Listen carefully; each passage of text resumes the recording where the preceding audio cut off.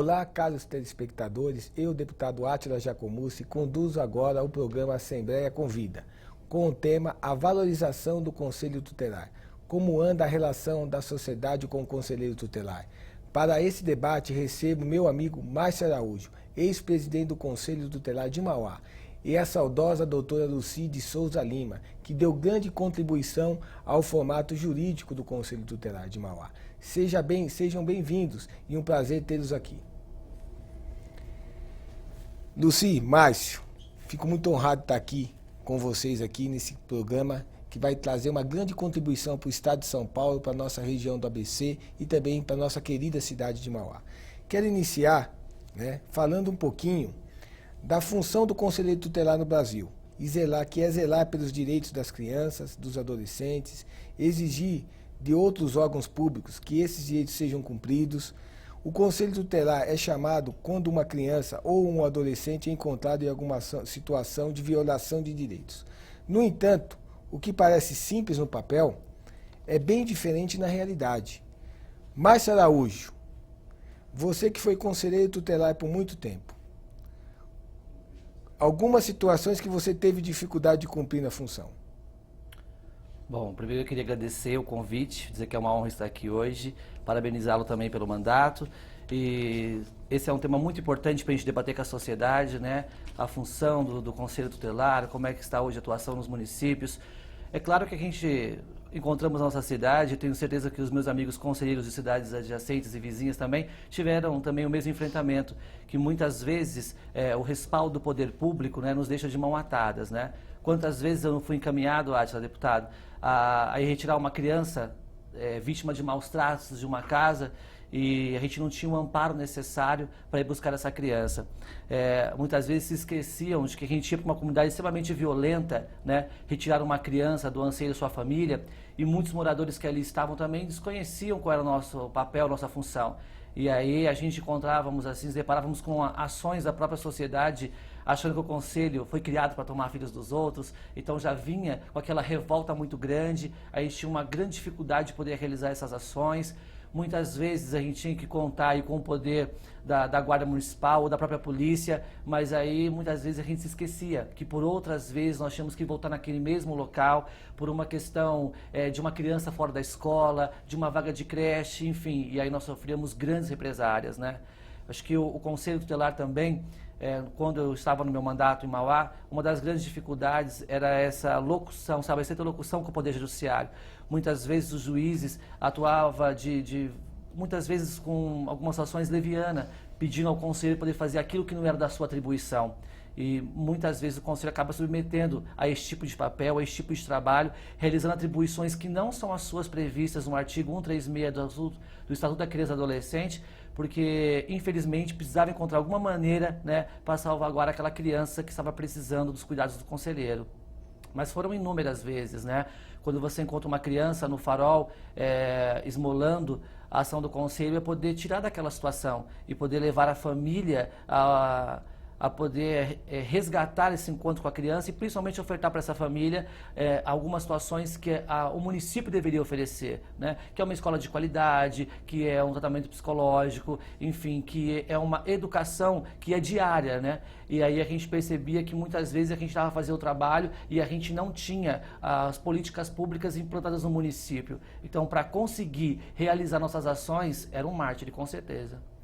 Inclusive, né, Márcio, eu quero exaltar os moradores de Mauá, o grande trabalho que você teve. Você revolucionou durante o período, eu era vereador naquele período, o modelo que você aplicou na cidade de Mauá, que foi copiado em outras cidades ali da região.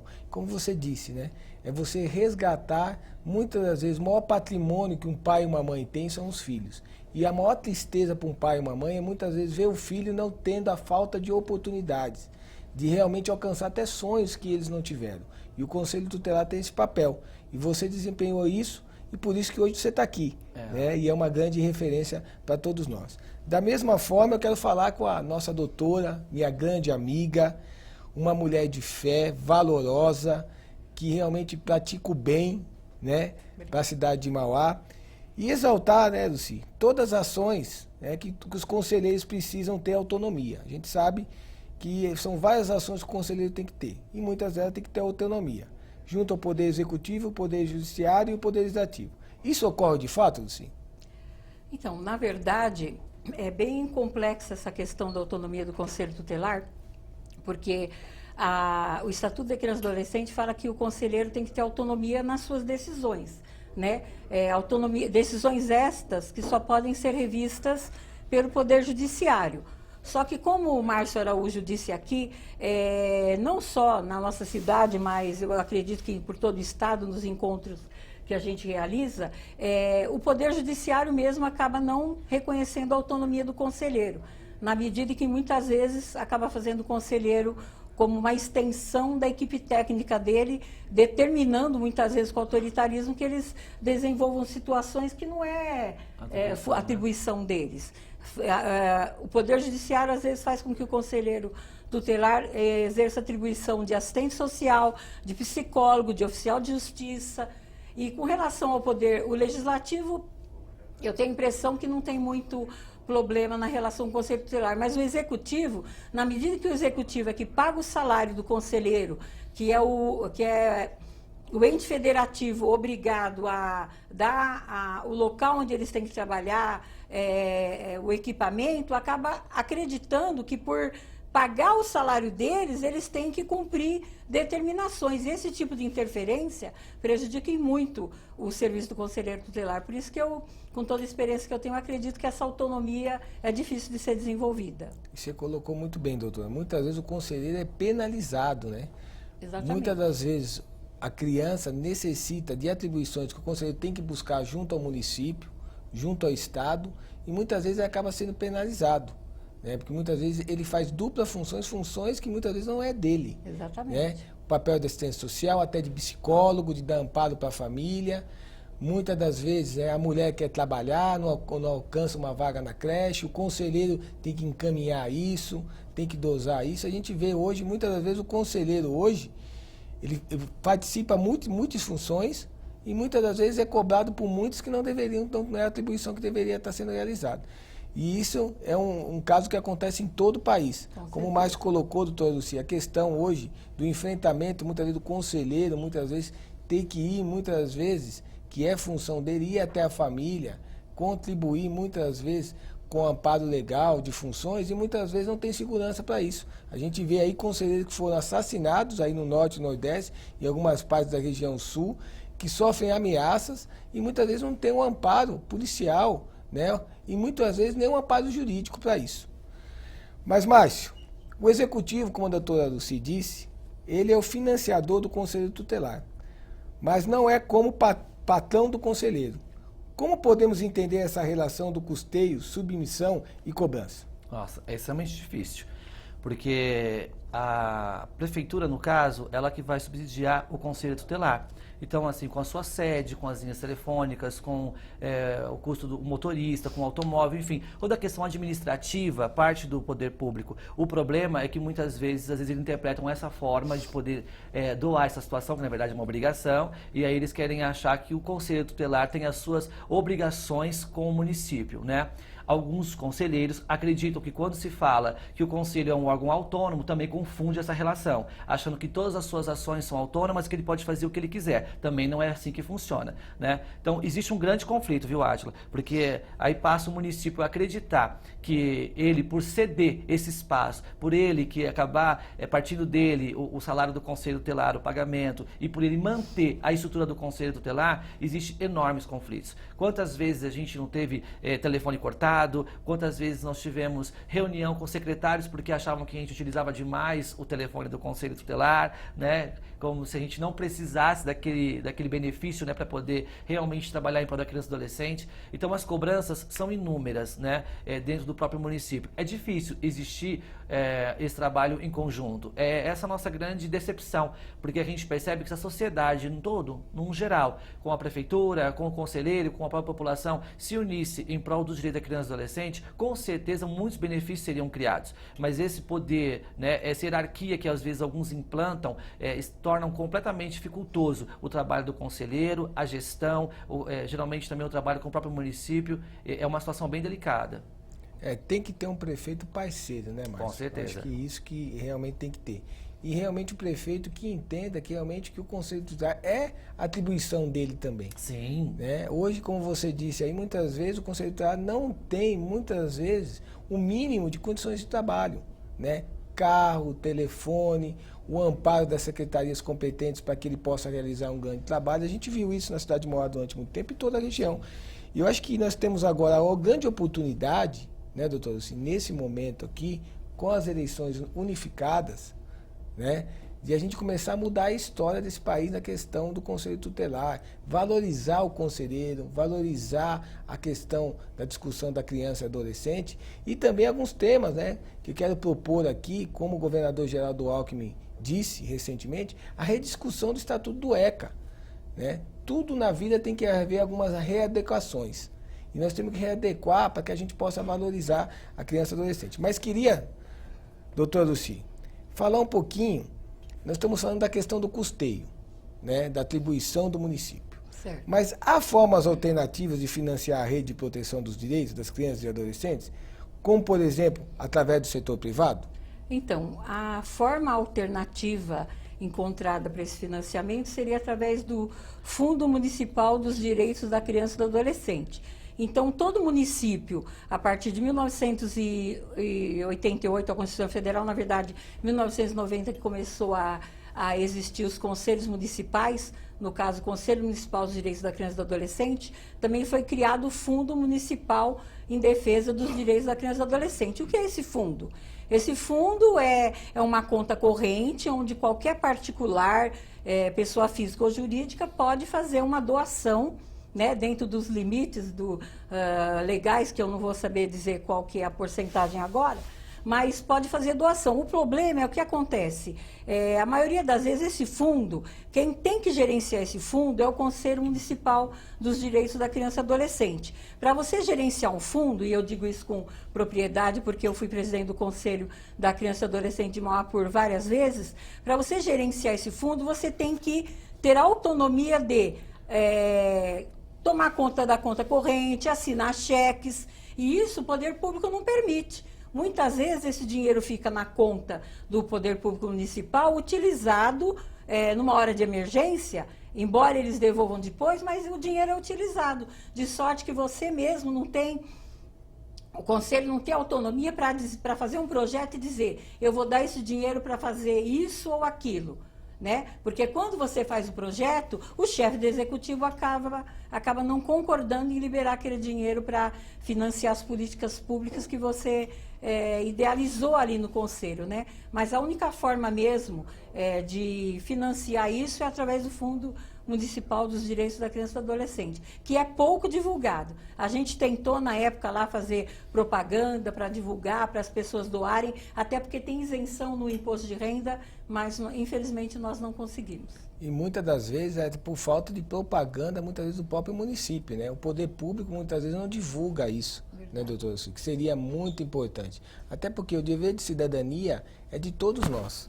Né? Cabe a gente não só dizer que é do bem, é praticar o bem. Essa é a grande diferença. E nós sabemos aí, muitas vezes, alguns programas que nós vemos como a Criança Esperança, que muitas vezes grande parte é subsidiado através de contribuições, muitas vezes pessoais, né? E muitas vezes até também de empresas, né, que fazem essa contribuição. Agora, nós temos que buscar isso, até porque nós sabemos hoje que nós vivemos um momento muito difícil no país, que a palavra contingenciamento é a mais dita, né, por todos os governantes. Nós temos que buscar alternativas.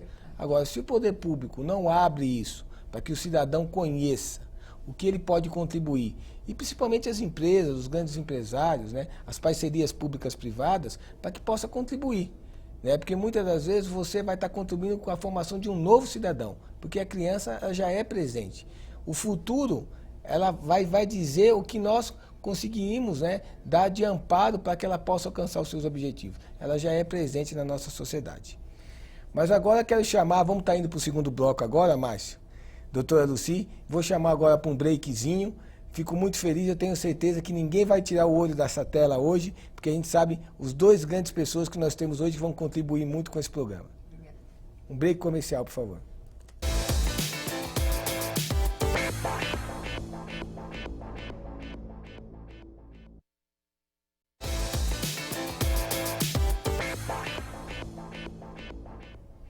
Estamos de volta com a Assembleia Convida discutindo o papel dos conselheiros tutelares na sociedade.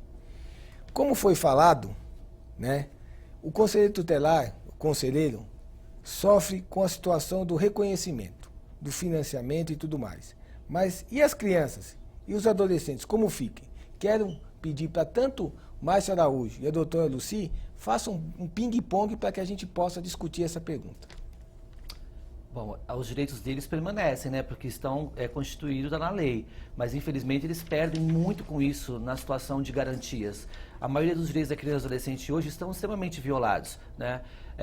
Só voltando atrás uma outra questão que você havia dito, na questão do financiamento, por exemplo, do CMDCA, o Fundo da Criança e do Adolescente, quantas entidades não apresentam, deputado, projetos para o CMDCA, né, para fazer atuações com crianças e adolescentes? Esses projetos também muitas vezes são rejeitados por questões políticas, né? Aí a entidade está correta, e aí leva um projeto inteligente, um projeto bacana para a sociedade, que vai ajudar muito na evolução da criança e do adolescente. Muitas vezes por questões políticas e por outras dezenas de questões, esses projetos são barrados, né? Então quem perde com isso somente é a criança e adolescente. Eles ficam com seus direitos completamente violados, e aí a nossa sociedade perde, né, que a gente possa construir cidadãos de bem, que eles possam ter vida digna. Então, quantos projetos que deixam de ser financiados por esses motivos, por essas questões? Então, por mais que o conselheiro também perde muito com isso, quando a sua valorização não é reconhecida, mas a gente fica muito mais penalizado em saber que o nosso trabalho realmente não é reconhecido, mas o que dói mais é ver uma criança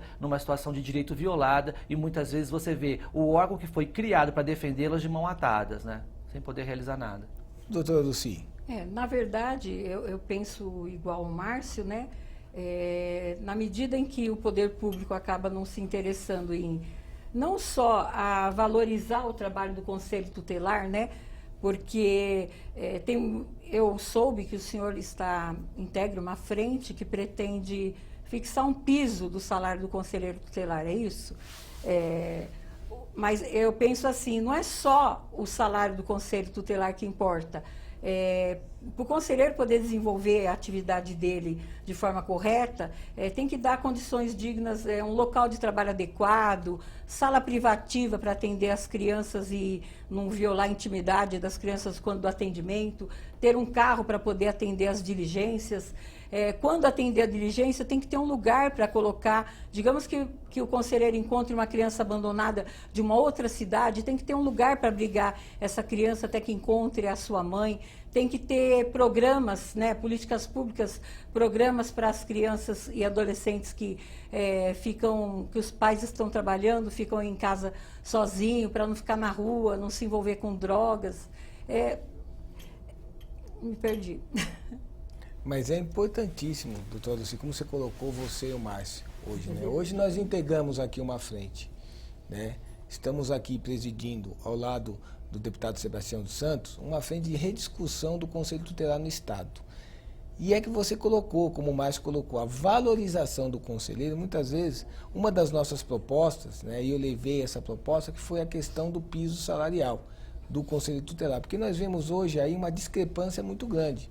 Hoje nós vemos aqui, né, Márcio, conselheiro muitas vezes ganhando R$4.000, né, em algumas cidades, em algumas regiões aqui da capital, e outros conselheiros muitas vezes no país ganhando menos que o salário mínimo. E muitas vezes, mesmo ganhando menos do salário mínimo, mas com o coração e fazendo o que ama, muitas vezes tira o pouco que tem, porque o conselheiro é isso, ele tira da própria remuneração para que possa continuar com o seu trabalho. E a gente sabe que não é só aquele que ganha 4, ou que ganha 3, ou que ganha menos do salário mínimo. São todos os conselheiros que sofrem isso. Porque muitas das vezes ele não tem, muitas vezes, um automóvel disponível pelo município. Muitas vezes ele tem que, muitas vezes, colocar gasolina no carro, no seu próprio carro, para atender aquela família, né? E isso ele tira da sua remuneração. Muitas vezes não tem nem um aparelho celular, ou no próprio Conselho Tutelar. A gente sabe que na própria cidade maior ficou muito tempo sem um telefone fixo do Conselho Tutelar da nossa cidade, né, em tempos passados. E aí o que acaba acontecendo? Muitas vezes o conselheiro ele não queria parar de fazer esse trabalho, porque ele foi eleito pelo povo, através da aclamação popular. Então ele disponia muitas vezes recursos do seu próprio bolso. E eu acho que isso é um tema muito importante, porque muitas das vezes a própria população não sabe o sofrimento que é ser conselheiro tutelar nesse país. Que para ser conselheiro tem que ter muita dedicação e amor, né? Muitas vezes são pessoas que sofreram até maus tratos na infância, que hoje querem realmente atuar como conselheiro tutelar para corrigir que outras pessoas não sofram o que eles sofreram. Assédio, né? A gente tem relatos aí de conselheiros aí que foram assediados, né? Outros conselheiros, muitas vezes, que se pronunciaram para buscar essa alternativa de ser conselheiro, muitas vezes viram filho, muitas vezes sofrer muitos abusos e querem que realmente os filhos dos próximos, né, não sofram o que os seus filhos sofreram. Então a gente sabe que tem muita gente boa, muita gente que quer contribuir. E isso que é realmente importante.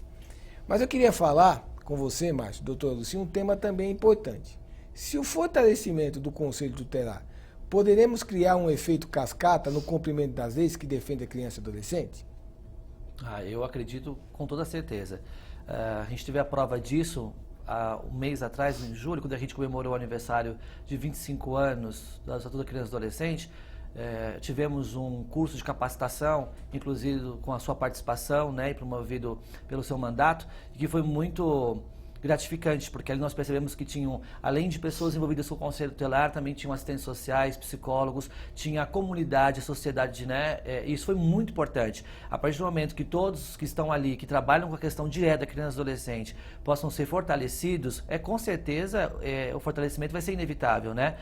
Nós percebemos ali que, além dessas conversas que nós tivemos, a gente percebia, né, fortalecendo o Conselho, com certeza nós vamos fortalecer outras áreas que possam realmente garantir o direito da criança e adolescente. Então, eu acredito muito nisso. Fortalecer o Conselho Tutelar, deu estrutura de trabalho, né, tem uma organização boa, com certeza a gente também vai conseguir garantir outras coisas. Mas há de se salientar, a implementação de políticas públicas é fundamental. Não adianta a gente ter um conselho tutelar com pessoas capacitadas e muito atuantes se a gente continua sem projeto para criança que está na rua vendendo bala no farol. Não vai adiantar a gente ter um conselho bem atuante se a gente vai continuar com uma cidade como estamos, com um número de vagas de creche assim gritantes, né? Então a gente precisa realmente que, além de valorizar o conselho tutelar e que seja o seu em todo, porque nossa cidade, por exemplo, quando eu fui conselheiro, até um pouco antes, o mesmo governo, né, o mesmo partido que hoje governa a cidade, chegou a reduzir o salário do conselho tutelar quase pela metade. O número de conselheiros eram 20 conselheiros e eles reduziram para 10. Né? Então, assim, que política pública é essa? Que fortalecimento de vínculos com a criança e com a comunidade que tem? Né? Então, precisa realmente ser revisto de forma positiva e de integração. Né? Se o poder público não enxerga o seu conselheiro, né, como um órgão realmente eficaz e tem que ser atuante para poder ajudar as famílias da sua própria cidade, que outro órgão vai fazer isso? Né? Então, com o fortalecimento do Conselho, eu acredito sim, acho que vai ser uma cascata mesmo, que os setores vão estar motivados a realmente trabalhar e cumprir aí o que determina a lei em prol da criança e adolescente. É isso mesmo, doutor Lucinho? É isso mesmo. É como eu disse anteriormente, não basta, como aconteceu logo depois do advento do ECA, os municípios saíram realizando eleições para cumprir a lei sem antes se estruturar para receber o Conselho Tutelar. Não basta fazer a eleição e eleger. Cada município tem que ter pelo menos um conselho integrado por 5 conselheiros. Não basta fazer eleição. Tem que dar estrutura para que o conselheiro possa trabalhar. Tem que dar estrutura, tem que pagar um salário digno, mas também de acordo com aquilo que o poder público pode. Também não adianta querer pagar um salário muito grande e sob pena de faltar dinheiro para outras coisas, né? Mas tem que dar estrutura, tem que dar técnicos. O conselheiro, ele está lá para desenvolver as atribuições dele do artigo 136 do ECA, mas muitas vezes, como eu já disse aqui, ele tem que fazer o trabalho de assistente social, de psicólogo. O município, além do espaço físico e do salário, tem que procurar fazer como nós fizemos quando eu estava à frente do Conselho Municipal, ver a possibilidade de ter direito a férias, ter direito ao 13º, um convênio médico, o recolhimento do INSS, que a lei desde 2001 tornou o conselheiro tutelar como um contribuinte obrigatório, mas muitos municípios não fazem isso. Então, eu tenho plena convicção de que fortalecer o Conselho, fazer debates abertos para que a população saiba exatamente qual é a atribuição do Conselho. Porque o Márcio sempre fala em todas as palestras dele que a maioria das vezes os pais colocam o Conselho Tutelar para o filho como se fosse uma coisa ruim.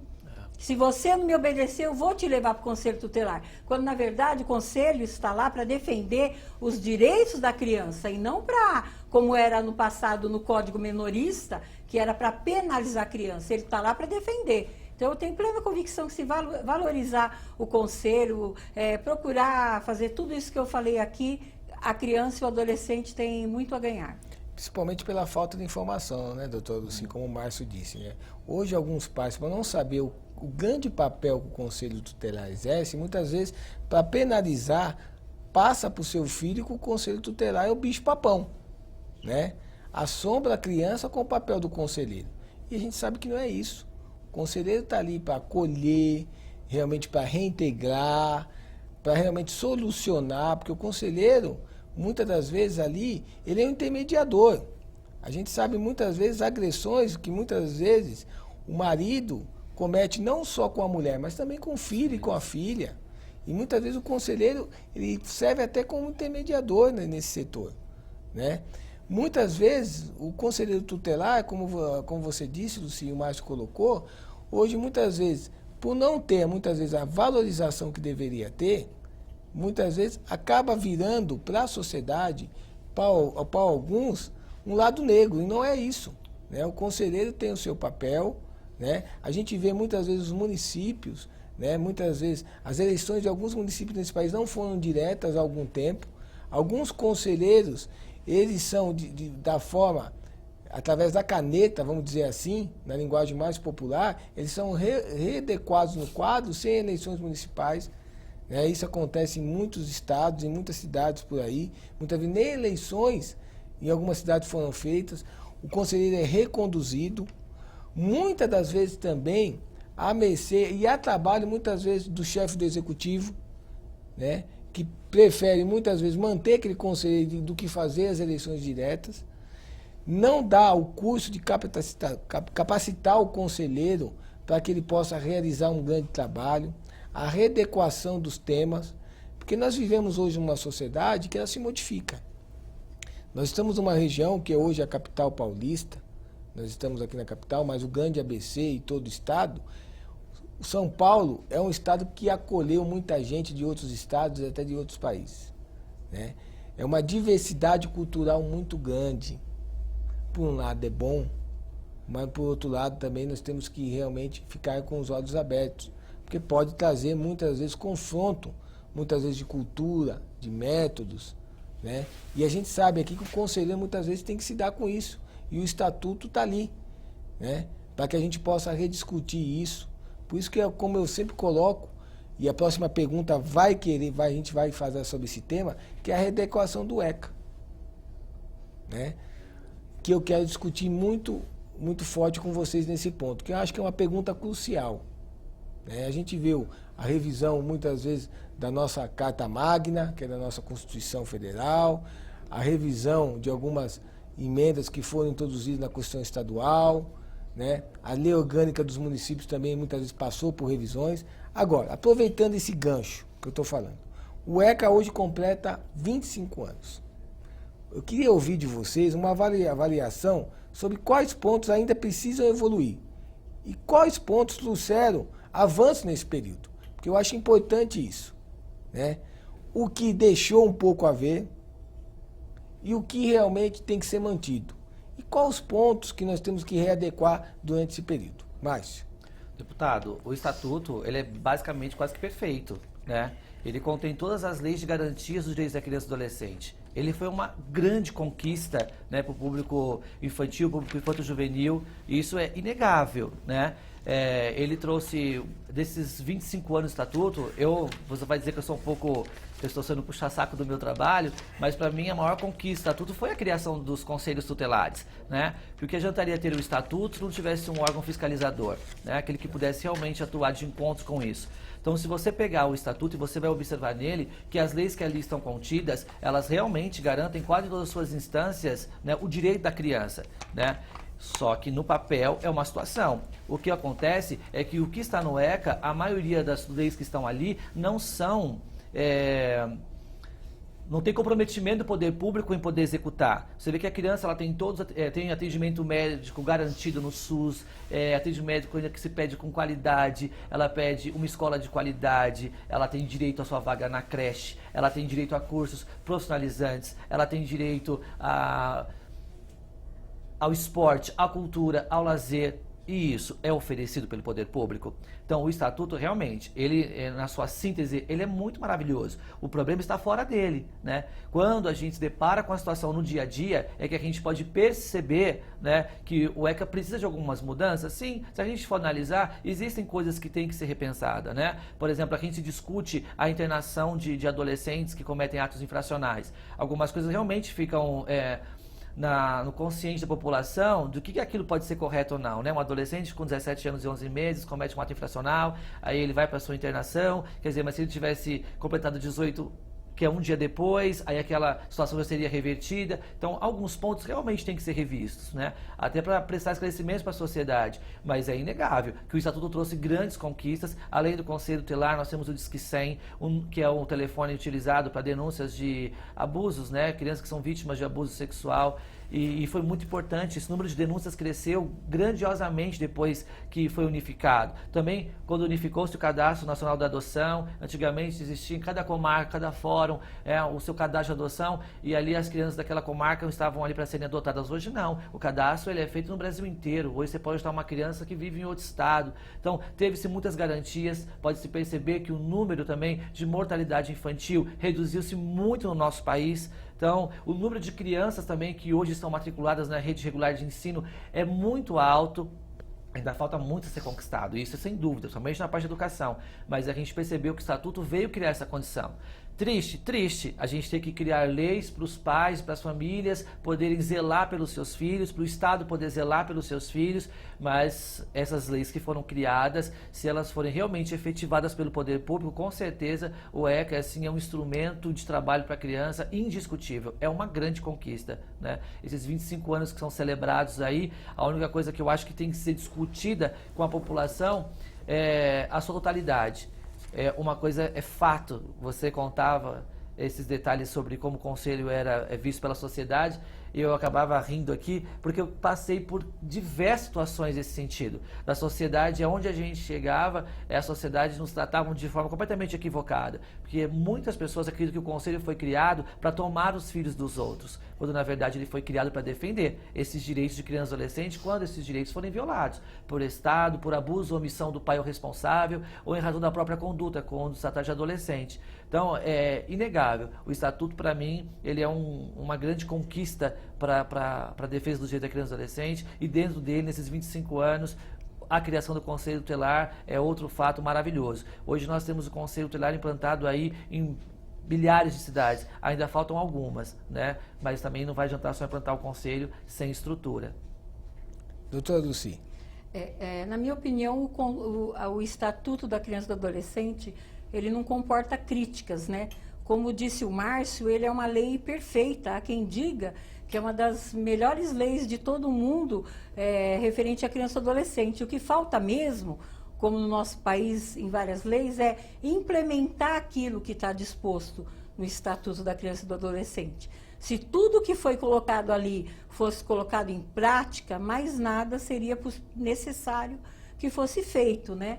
É a minha opinião. Com relação, assim, aos avanços que você perguntou, desde o advento do ECA, o maior dos avanços, né, como disse o Márcio, embora a gente possa dizer que é ridículo ter que ser editada uma lei para dizer que uma criança ou adolescente tem o mesmo direito de qualquer cidadão, mas o maior avanço dessa lei foi a criança e o adolescente passar a ser reconhecido como sujeito de direitos, né? Como equiparado ao direito que qualquer cidadão comum deve ter.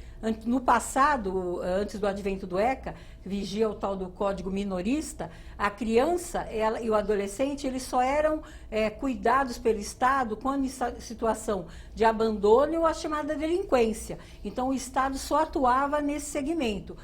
Após o advento do ECA, a criança passou a ter direito à saúde, à educação, a cursos, a carinho, amor, uma série de coisas que já devia ter, não precisava de uma lei para falar isso, né?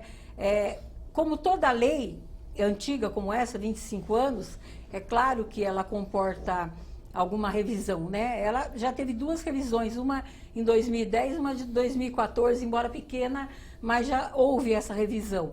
Mas eu não diria de alterar alguma coisa, direi mais criar mecanismo para que o que está escrito ali fosse implementado.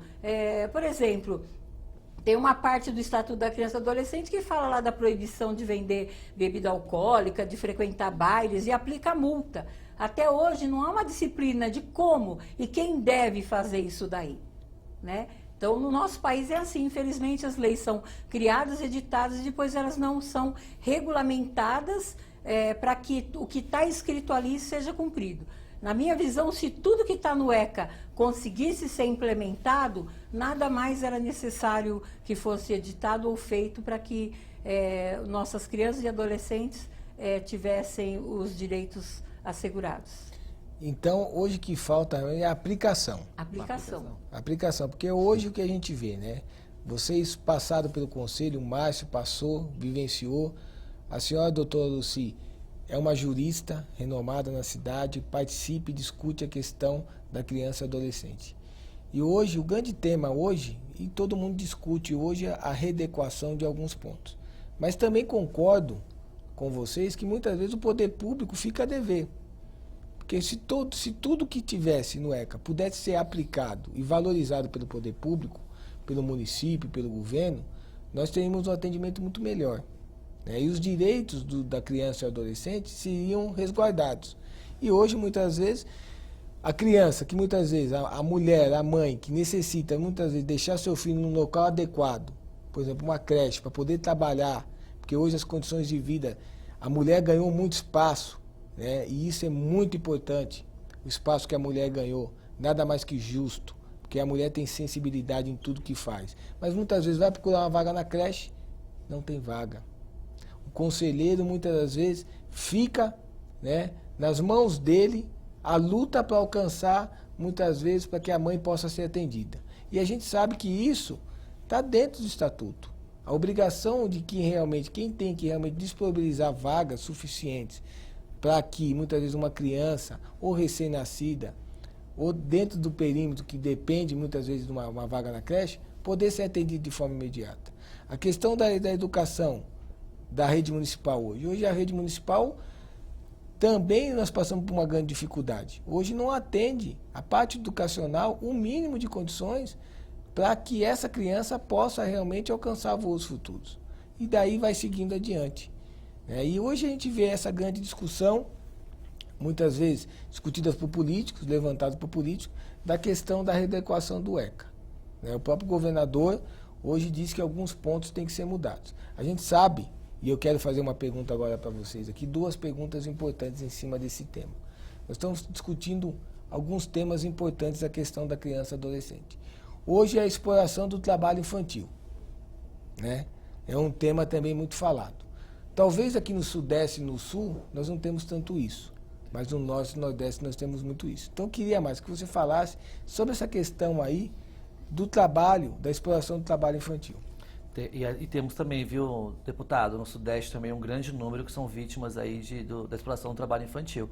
Todas aquelas crianças que o senhor encontrar num farol, que estão ali trabalhando, vendendo uma bala ou jogando um pauzinho para cima, enfim, fazendo malabares ali, elas estão executando um trabalho infantil, né? E é exploração, porque é estatístico que mais de 90% do que eles arrecadam no farol, arrecadam com seus trabalhos por aí, são para poder sustentar muitas vezes a família em casa. E muitas vezes, deputado, é para sustentar os vícios vícios dos pais, entre álcool e drogas e tudo mais. Quantas crianças na madrugada a gente não presencia rezando esse tipo de situação no meio das ruas, né? São Paulo é uma cidade gigantesca e a gente presencia isso só no trajeto de vir para o centro de São Paulo, né? Quantas crianças que estão ali sendo exploradas e vitimadas por esse trabalho, né? E a gente percebe que não há uma fiscalização. Na verdade, muitas vezes há um jogo de empurra-empurra, né? Onde o poder público, mais uma vez, não assume a sua responsabilidade de poder reestruturar aquela família, né?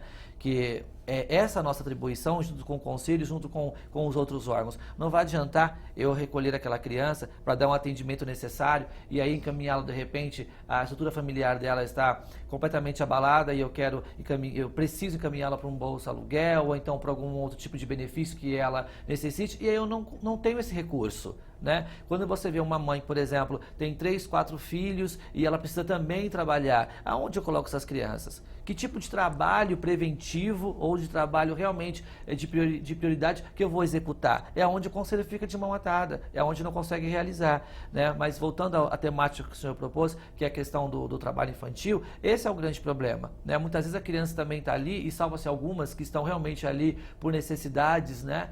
E você tira a criança daquela situação para colocá-la aonde? Em que programa, né? Em que trabalho eu vou colocar aquela criança, em que benefício eu vou dar para aquela criança, para que ela possa sair da rua, parar de vender a sua bala, ou enfim, parar de trabalhar, que tipo de benefício eu ofereço para essa família, né? Aí é onde a gente fica com grandes problemas para continuar o nosso trabalho. Mas, é claro, o trabalho infantil é proibido, né, por lei, é crime e tem que ser denunciado. Doutora Lucy. Então, a questão é, como eu falei, a quem compete a fiscalização do trabalho infantil? Por óbvio, não é do Conselho Tutelar, né, que atua em caso de denúncia.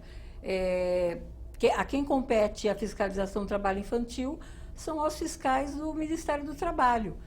E, como eu disse, criam as leis e depois não tem respaldo, né? Exatamente, a quantidade de pessoas suficiente para fiscalizar. Como o Márcio disse, às vezes você vai tirar a criança do farol, não tem onde colocar, depois ela vai voltar, você vai ter que voltar, tirar ela de novo e voltar, mas às vezes aquele é o ganha-pão, né? É o único sustento que a família tem.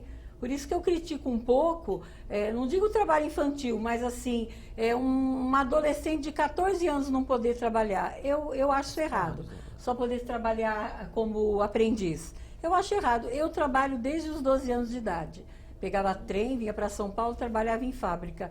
Eu critico um pouco essa questão de não poder trabalhar com 14 anos de idade.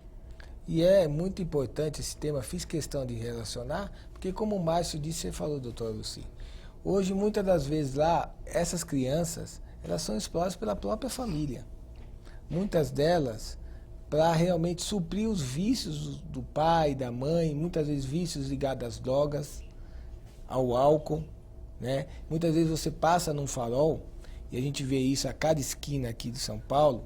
Quando eu me relacionei na questão do Nordeste, muitas vezes você vê crianças no Nordeste fazendo serviço de gente grande, né? Muitas vezes já tendo traumas de saúde pelo serviço forçado que está realizando. Agora aqui, falando aqui da nossa região, você vê muitas vezes a criança pedindo ali, fazendo trabalho infantil, oferecendo bala, doce, e o pai e a mãe do outro lado, né? Muitas das vezes até bebendo, né, em comércios do outro lado da rua. E coloca a imagem dos filhos, né, para que possa sensibilizar as outras pessoas. Então esse é um grande problema, porque a fiscalização, essa competência não é do conselheiro. Por isso que a gente orienta, eu particularmente não compro bala e não dou dinheiro para criança e adolescente em farol, que é uma forma de incentivar. Né? Porque esse ponto, muitas das vezes, o que acaba acontecendo? Usa a imagem da criança, a sensibilidade, a questão angelical, para realmente se subterver de alguns artifícios para que possa buscar o que realmente alcança. Então são temas importantes, né, que eu fiz questão de relacionar, porque muitas vezes fica aquele debate, o que é atribuição do conselheiro, o que não é, né? Muitas vezes o que é de bom, muitas vezes não é reconhecido o papel do conselheiro, o que o conselheiro faz de bom, mas muita coisa que às vezes é o lado negativo, vamos descarregar para o conselheiro tutelar. E isso não é a verdade, porque o conselheiro realmente é a ferramenta oficial para que realmente possa resgatar e realmente valorizar a questão do Estatuto do Menor Adolescente. Ele realmente é o agente público. ele que vai a campo, ele que ouve, volta a dizer, ele que realmente redistribui, que readequa, né, essa questão aí da integração das famílias, e muitas vezes esse papel não é reconhecido. Mas eu quero, né, nesses minutos finais aqui, eu quero pedir para que vocês façam aí as suas considerações finais, Márcio, doutora Lucy. Para mim é uma grande honra, estou aprendendo muito aqui como deputado, com a experiência de vocês, que vocês façam essas considerações finais para os nossos telespectadores. Posso? Bom, eu primeiro quero agradecer mais uma vez o convite, estar aqui hoje podendo debater essa questão tão importante. Costumo dizer que na minha vida o Conselho Tutelar foi um divisor de águas, né? Existiu o Márcio antes do Conselho e depois do Conselho Tutelar. E você, telespectador, que está nos assistindo agora, este ano é um ano de eleição para os conselheiros tutelares, então a sua cidade também vai passar por esse processo seletivo e é importante que você possa conhecer o seu candidato, que você vá para as urnas e vote com consciência, porque se você está colocando nas mãos de alguns candidatos, né, futuros conselheiros, a sua criança, o futuro da sua cidade, e isso é muito importante. Não se esqueçam, para a gente poder ter crianças com futuro brilhante, é necessário fazer um presente maravilhoso. Doutora Lucy. Eu também quero agradecer ao deputado Átila Jacomuzzi pelo convite. É sempre uma honra comparecer em qualquer evento que venha debater sobre a criança e adolescente. Há mais de 20 anos que eu passei a atuar nesse segmento, e assim como o Márcio, eu gostaria de pedir para a população ficar atenta nessa eleição e procurar ver se o seu candidato, a pessoa que estão indicando para você votar, procurar conhecer se antes de ser conselheiro, se ela já atuava em prol da criança e do adolescente de forma voluntária, que esse, aliás, é um dos requisitos que a maioria dos municípios coloca, ver se essa pessoa já era voluntária, porque infelizmente tem muitas pessoas que estão querendo ser conselheiro tutelar ou como um trampolim político para depois virar vereador, seja lá o que for, ou até por conta do salário. Para vocês terem uma ideia, em Mauá, na última eleição, nós não conseguimos quase que nem preencher a quantidade de candidato ao conselho e suplente. Agora, com o aumento do salário, ouvi dizer que tem 76 candidatos. E eu tenho certeza, não fui lá olhar o nome deles, mas tenho certeza que mais do que a metade está ali só por causa do salário, só por questões políticas. Então, eu peço à população em geral de todo o estado que está nos assistindo que procure ver, assim como a gente deve ver como foi a vida do nosso candidato a deputado, vereador, prefeito e tudo mais, procura ver a vida do candidato ao Conselho Tutelar, se de fato ele é comprometido com esse segmento. É importantíssimo você colocar isso, doutora Lucy, porque o que avalia o agente público ou o agente político é o currículo político, né? Muitas vezes o trabalhador tem que ir numa empresa, quando vai pedir um emprego, levar um currículo. E é muito importante, como o Márcio disse, a senhora disse agora, a questão dos nossos eleitores, a população avaliar o currículo de cada candidato ao Conselho Tutelar. Se ele realmente tem um trabalho efetivo junto à criança ou adolescente, se ele conhece que realmente é o papel do ECA, que se realmente ele pode contribuir isso para a sociedade. Porque muitas das vezes nós sabemos que isso na política é natural, né? Tanto na política pública quanto a questão da agora eleição que nós vamos estar participando sobre o Conselho Tutelar. Muitas vezes as pessoas estão lá, não muitas vezes para exercer o papel que é realmente o que nós estamos buscando, mas por outros pontos de vista. E nós temos esse grande papel, e vocês têm esse grande papel, com a experiência que vocês têm, de conduzir e informar para que os nossos futuros eleitores tenham um papel efetivo. Mas quero agora agradecer com todo carinho a presença do Márcio, da doutora Lucy, né, a presença de vocês, contribuiu muito para a gente nesse programa, aprendi muito, eu tenho certeza que os nossos telespectadores também aprenderam muito, né? Nós estamos agora esperando as próximas eleições e esses pontos de vista vão contribuir para que cada eleitor realmente escolha o melhor conselheiro tutelar de cada cidade. Meu muito obrigado a todos e agradeço e espero que brevemente voltaremos a esse programa aqui para que a gente possa discutir mais novos temas. Muito obrigado.